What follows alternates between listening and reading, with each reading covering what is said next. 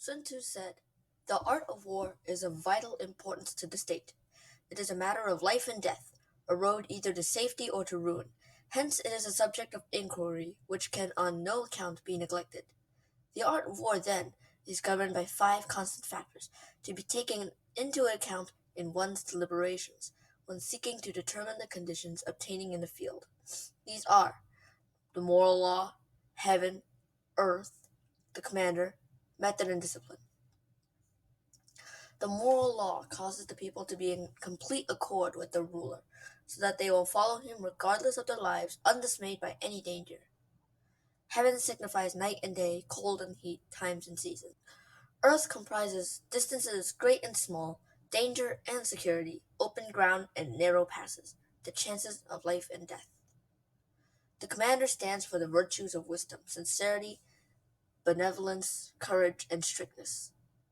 By method and discipline are to be understood the marshalling of the army in its proper subdivisions, the graduations of rank among the officers, the maintenance of roads by which supplies may reach the army, and the control of military expenditure.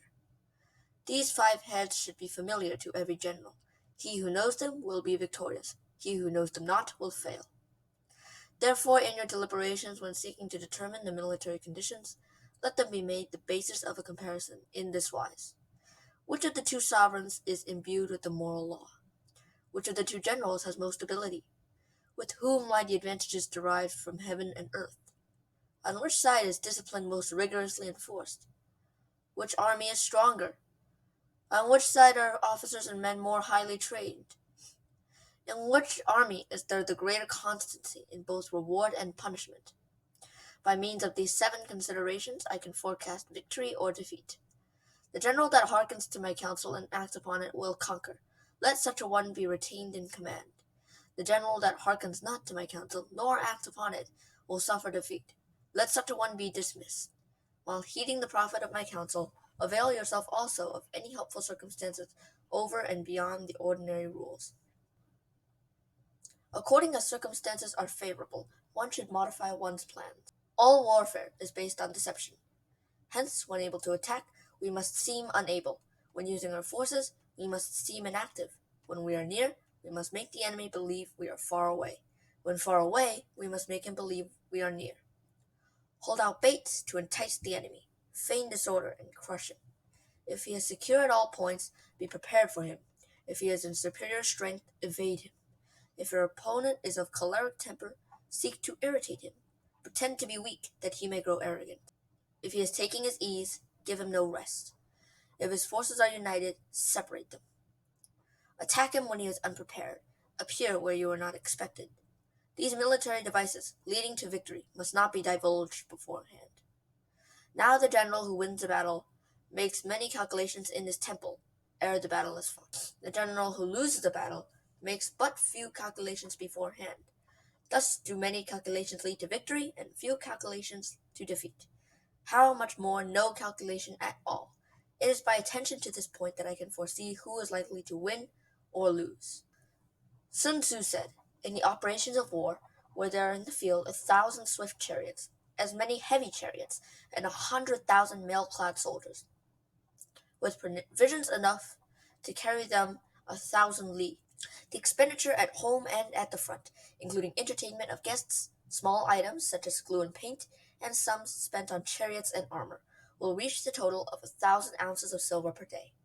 Such is the cost of raising an army of 100,000 men. When you engage in actual fighting, if victory is long in coming, then men's weapons will grow dull and their ardor will be damped. If you lay siege to a town, you will exhaust your strength. Again, if the campaign is protracted, the resources of the state will not be equal to the strain. Now, when your weapons are dulled, your ardor damped, your strength exhausted, and your treasure spent, other chieftains will spring up to take advantage of your extremity. Then no man, however wise, will be able to avert the consequences that must ensue. Thus, though we have heard of stupid haste in war, cleverness has never been seen associated with long delays. There is no instance of a country having benefited from prolonged warfare. It is only one who is thoroughly acquainted with the evils of war that can thoroughly understand the profitable way of carrying it on. The skillful soldier does not raise a second levy, neither are supply wagons loaded more than twice. Bring war material from you at home, but forage on the enemy. Thus, the army will have food enough for its needs. Poverty of the state exchequer causes an army to be maintained by contributions from a distance. Contributing to maintain an army at a distance causes the people to be impoverished. On the other hand, the proximity of an army causes prices to go up, and high prices cause the people's substance to be drained away.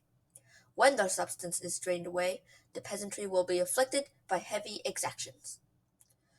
With this loss of substance and exhaustion of strength, the homes of the people will be stripped bare, and 3/10 of their income will be dissipated, while government expenses for broken chariots, worn out horses, breastplates and helmets, bows and arrows, spears and shields, protective mantles, draught oxen, and heavy wagons will amount to 4/10 of its total revenue. Hence, a wise general makes a point of foraging on the enemy.